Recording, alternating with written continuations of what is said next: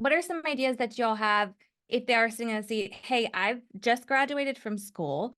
I don't speak with our current customers.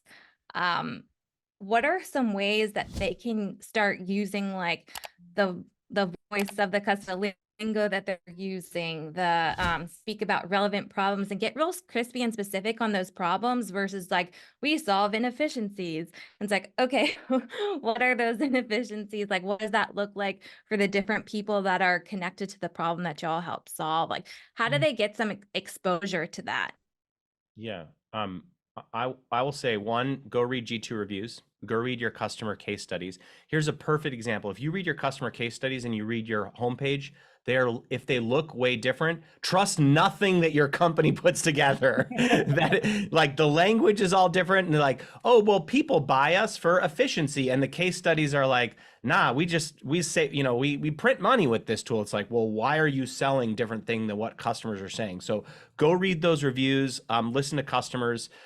Alex asked a great question here, like why they picked us. Generally, it's like 3 questions deep that you will get to this insight from a customer. So you'll say like, hey, well, why'd you buy us? And they say, well, you're the first one that came up on Google. Okay, well, why did you pick us versus other things? Well, X, Y, or Z. And you'll get to the root of the problem when you kind of ask the same question in 3 or 4 different ways. And they'll say, well, actually, Jordan, it's because the last IT manager that they were, they grew up in the 1930s and they bought some camera technology that was cranking and we had it for the longest time. But when that person left, then we were like free to try new technology. So like in that case, you're like, find IT leaders. This is a trigger, right? But it's anchored on truth. Find IT leaders that are over 350 years old that work at an organization that have just left the organization.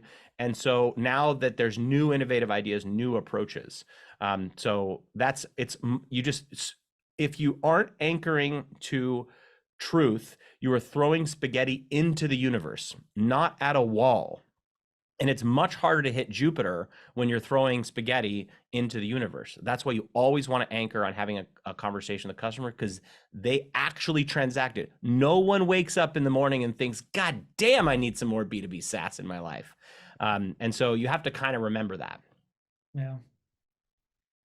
I would say I would love to disagree, but once again, I feel like I'm pretty aligned with Jordan. It's like if you aren't in a position to be able to personally speak to your customer base, it has to go back to what is being said about you of these customers. Because I mean, reps watching this call and even leadership, I want to challenge you to think about this. Like your, how do I say this? Like your quotas probably aren't right. They probably aren't actually measured according to like what's not that it's not attainable because I'll say it a different way. SDRs, you can do everything about your job correctly. And I stole this from I'm stealing this from Jordan from our chat earlier. You can do everything perfectly right about your job, hit quota 9 months in a row, and still get fired. And it's not fair to you. It's not fair to your teammates, and it's not fair to even the company, but it still happens. And we've seen it happen over and over and over again. And you're like, is it me? Am I bad at my job? Am I not doing what I was supposed to do? And managers, you're put in a tough place too. You're like, they're doing everything I've asked them to do, and yet I'm having to lay them off. Yeah, you are the tip of a very dull sword. And that's the problem is that your entire organization is generally designed to give you a playbook from the past and is set up for you to fail. So you need to unfortunately kind of question everything. And you look at the data and you need to argue from first principles. Look at the data and look who's actually buying. Someone's going to say, you sell to the oil and gas industry. This is a customer, and I say, great. How many customers do we have? We have one. You have one customer in oil and gas. Like, well, what am I supposed to sell? Like that could be a fluke. And so you are operating with very, very, very limited information.